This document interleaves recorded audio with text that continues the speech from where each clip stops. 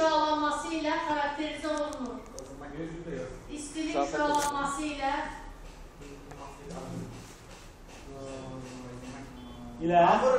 xarakterize olunur. Yallah. Orada necədir o?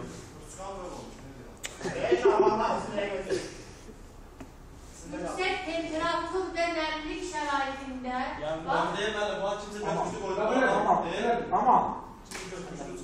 yüksek temperatur ve nemlik şəraitində yüksek temperatur, yani her ikisi yüksek olan şərait deməkdir. Zaten yüksek temperatur ve yüksek nemlik.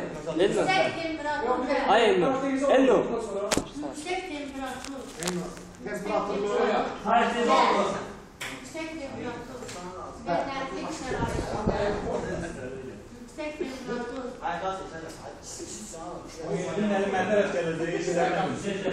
Ve nemlik şəraitində yeni başladı ayaklarından aslında. Sen şuna bak.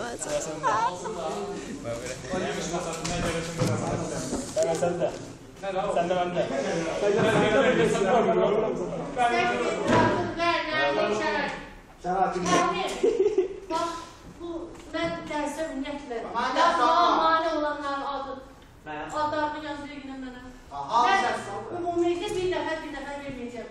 Dersi yazdırmağa kim mane olursa bundan sonra sen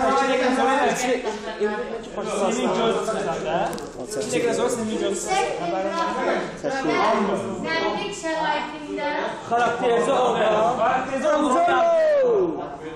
Ama götürmüş 2 defa yapmışım. Siliyet o.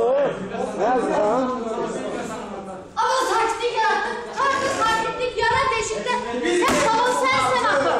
Sensin akı ses salon.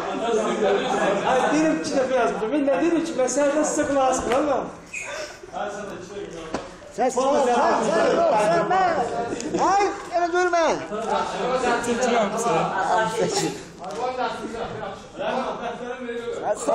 Sen yoksan ben. Ben olan yerim her şeyi. Yazanlar kesin de bak sen. Sağ olun. Allah. Yapın var.